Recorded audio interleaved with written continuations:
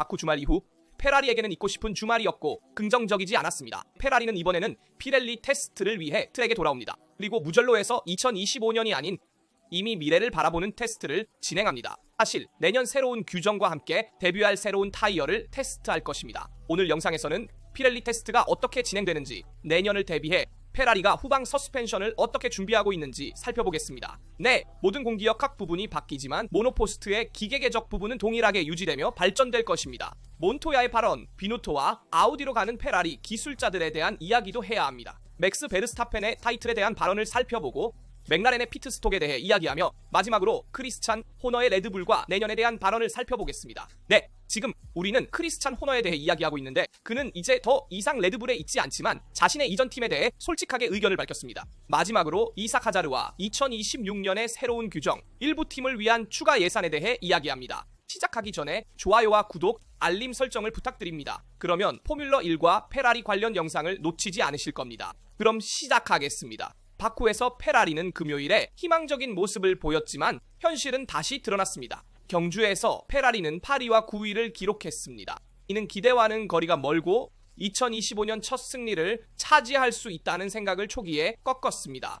바세르와 그의 드라이버들은 다른 결과를 기대했습니다. 더 이상 돌려 말할 필요가 없습니다. 바로 이런 맥락에서 피렐리 테스트가 시작됩니다.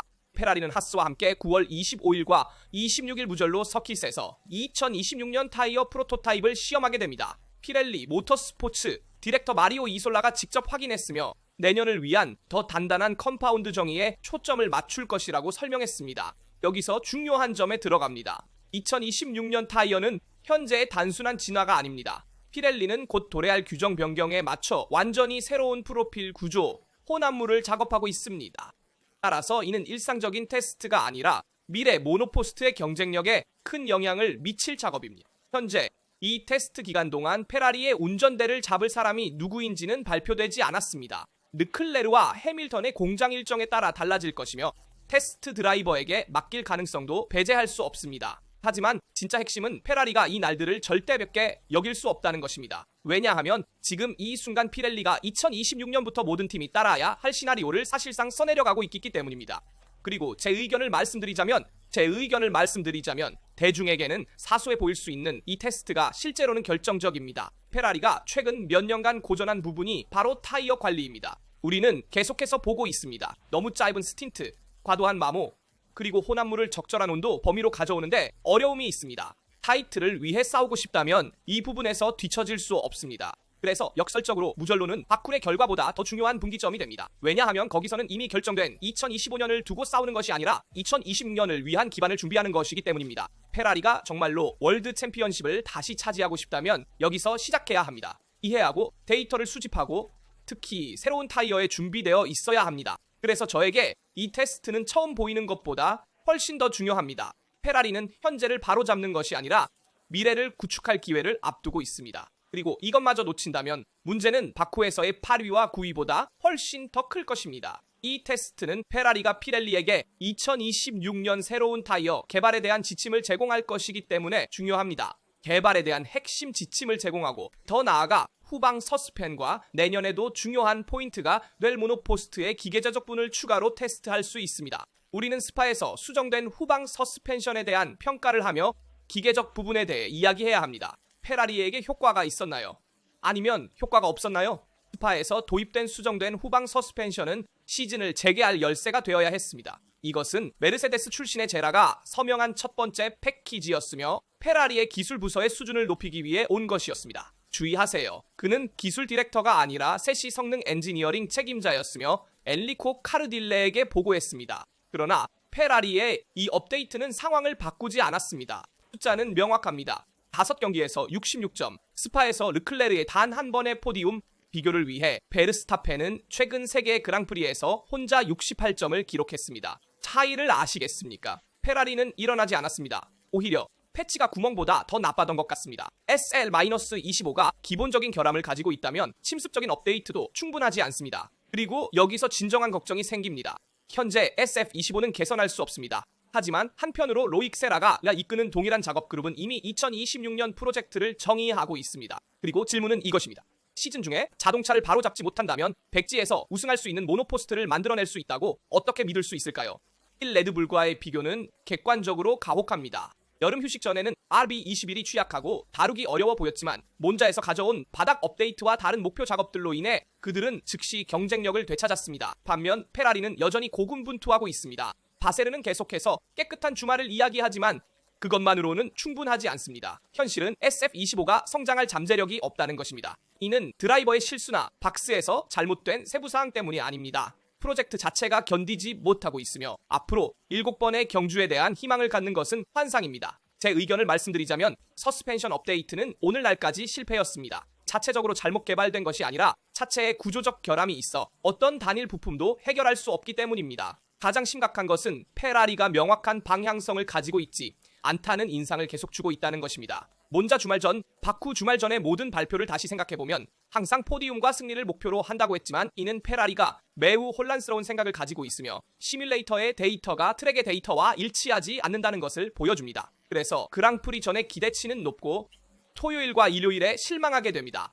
2026년이 코앞에 다가왔고 다음 규제 시대의 프로젝트가 이 같은 작업 그룹의 손에 달려있다면 걱정할 만한 이유가 있습니다. 하지만 우리는 마티아, 비노토와 페라리 기술자들에 대해서도 이야기해야 합니다. 후안 파블로 몬토야에 따르면 현재 일어나고 있는 일은 이미 위기에 처한 팀을 더욱 불안정하게 만들 위험이 있습니다. 사실부터 시작하겠습니다. 마라넬로를 떠난 두 명의 핵심 인물, 울프 짐머만과 라스 스미스에 대한 소문 이후 페라리 파워, 유닛의 심장에서 10년 이상 일해온 이들에 대해 프레데릭 바세르는 논란을 잠재우려 했습니다. 지난 18개월 동안 우리는 60명을 고용했습니다. 사람들이 페라리를 떠난다는 것은 팀에 도움이 되지 않는 농담입니다. 라고 스카이에 말했습니다. 요컨대 메시지는 명확합니다. 네, 누군가는 떠나지만 전반적인 결과는 긍정적입니다. 그러나 현실은 그 두 명의 엔지니어가 아무 팀에나 간 것이 아닙니다. 그들은 마티아 비노토가 이끄는 아우디에 의해 채용되었습니다. 비노토는 마라넬로에서 20년 이상 함께 일한 신뢰할 수 있는 사람들을 데리고 새로운 아우디 포뮬러 1을 퍼즐처럼 구축하고 있습니다. 이는 고립된 사례가 아닙니다. 몬토야는 페라리에서 아우디로 이미 서너 명의 핵심 멤버가 이동했다고 말합니다. 여기서 중요한 점은 몬토야가 직설적으로 말한다는 것입니다. 하우버 아우디는 많이 개선되고 있습니다. 비노토는 많은 사람들을 데려가고 있으며 이는 페라리를 불안정하게 만들 것입니다. 모든 곳에서 인력을 채용하고 있으며 급여는 2배가 될 수 있고 계약은 5년까지 가능합니다. 어떻게 거절할 수 있겠습니까?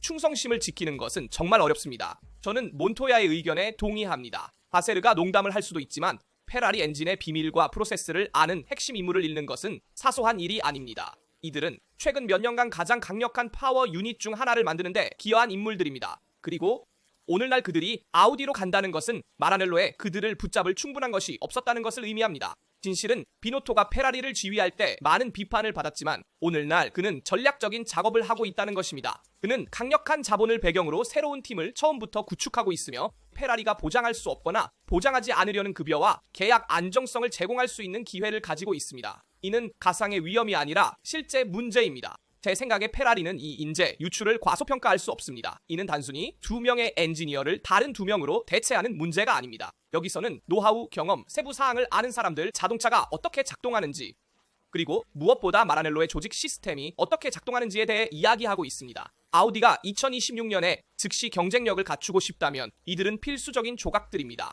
그리고 페라리가 계속해서 조각을 잇는다면 단기적으로 승리하지 못할 위험이 있습니다. 그러면 질문은 명확합니다. 페라리가 이 모든 것을 단지 농담이다라는 말 하나로 이끌 수 있을까요? 제 생각에는 아닙니다. 따라서 이는 시장의 가십이 아니라 팀의 미래에 관한 것입니다. 최고의 엔지니어를 유지하기 위한 진지한 계획이 없다면 진정한 불안정화는 이미 시작되었고 우리는 모두 페라리의 장기적인 상황에 대해 약간 걱정하고 있습니다. 따라서 상황이 어떻게 발전할지 마라넬로 팀의 미래를 안심시킬 수 있는 새로운 채용이 있을지 지켜보겠습니다. 이 말을 하고 맥스 베르스타펜의 상황에 대해서도 이야기합시다. 그는 가능한 세계 타이틀에 대해 의견을 밝혔습니다. 리더 오스카 피아스트리와의 거리는 여전히 큽니다. 7경기를 남기고 69점 차이입니다. 그러나 주의해야 합니다. 연속 2번의 성공은 결코 우연이 아닙니다. 몬자에서 베르스타펜은 지배했고 바쿠에서는 복잡한 경기를 냉정하게 관리했습니다. 그리고 맥스는 명확히 설명했습니다. 비밀은 최근 몇 주 동안 RB21을 더 잘 이해하는 것이었습니다. 레드불은 세업에 대해 작업했고 업데이트를 도입했으며 오늘날 그들의 차는 낮은 공기 저항 트랙에서 날아다닙니다. 바쿠에서 최종 격차는 14초였습니다. 큰 차이는 아니지만 베르스타펜과 레드불이 다시 견고함을 찾았다는 것을 이해하기에 충분합니다. 그러나 이제 진정한 시험대가 다가옵니다. 싱가포르 완전히 반대되는 트랙으로 높은 하중과 극도로 균형 잡힌 차가 필요합니다. 여기서 우리는 레드불이 정말로 전환점을 맞았는지 아니면 몬자와 바쿨의 성공이 같은 것인지 알게 될 것입니다. 그것은 서킷의 특성에 따른 결과입니다. 맥스는 현실적입니다. 타이틀을 따기 위해서는 모든 것이 잘 풀려야 합니다. 내가 최선을 다하는 것만으로는 충분하지 않으며 약간의 운도 필요하고 맥라렌이 문제를 겪어야 합니다. 즉, 그는 추격이 복잡하다는 것을 알고 있습니다. 그리고 제 의견을 말씀드리자면 제 생각에 베르스타펜은 이번 시즌 우승할 가능성이 많지 않습니다. 격차가 너무 큽니다. 그러나 레드불이 경쟁력을 되찾고 있는 반면 맥라렌이 바쿠에서 균열을 보인 것은 상황을 바꿉니다. 피아스트리는 여전히 유력한 후보이지만 이제는 실수를 할 여유가 없다는 것을 알고 있습니다. 그리고 맥스가 계속해서 승리한다면 압박은 엄청나게 커질 것입니다. 진실은 베르스타펜이 좋은 상태이고 레드불이 깨어난다면 아무도 안전하다고 느낄 수 없다는 것입니다. 싱가포르가 진실을 말해줄 것입니다. 맥스가 거기서도 경쟁력을 보인다면 시즌은 끝나지 않은 것입니다. 그리고 맥라렌의 피트 스톡 상황에도 주의해야 합니다. 맥라렌은 이미 노리스와 함께 몬자와 바쿠에서 두 번의 피트 스톡 실수를 저질렀습니다. 함께 안드레아 스텔라가 어떻게 입장을 밝혔는지 봅시다. 사실부터 시작하겠습니다. 랜도 노리스는 몬자와 바쿠에서 연속으로 두 번의 박스 실수를 겪었습니다. 몬자에서는 피아스트리가 위치를 되돌려 주었고 경주 후 논란을 일으켰습니다. 바쿠에서 랜도 노리스의 느린 피트 스톡은 영국 드라이버가 충분히 복귀하지 못하게 했습니다. 맞습니다. MCL39는 여전히 페라리를 넘어서는 속도를 가지고 있었고 피해를 제한했습니다. 그러나 문제는 여전히 남아있습니다. 두 주말 연속으로 두 번의 문제가 발생한 것은 우연이 아닙니다. 안드레아 스텔라는 명확히 인정했습니다. 피트 스톡은 우리가 노력해야 할 영역입니다. 우리는 실행뿐만 아니라 하드웨어, 즉 장비 자체에도 집중해야 합니다. 그리고 여기서 중요한 점은 스텔라가 인간의 실수뿐만 아니라 기술적 한계에 대해 이야기하고 있다는 것입니다. 흘건이 최적화되지 않았고 정비사들과 장비 사이에도 복잡한 상호작용이 있었습니다. 사실상 맥라렌은 최고 수준을 유지하기 위해 대중에게 보이지 않는 세부 사항도 업데이트해야 한다는 것을 알고 있습니다. 피트 스톡은 오늘날 점점 더 결정적이기 때문입니다. 이것은 해결되지 않으면 매우 비싼 대가를 치를 수 있는 전형적인 아킬레스건입니다. 맥라렌은 지금까지 거의 완벽했지만 드라이버 챔피언십은 신경전과 세부 사항의 전쟁입니다. 피아스트리와 노리스가 베르스타펜과 싸워야 한다면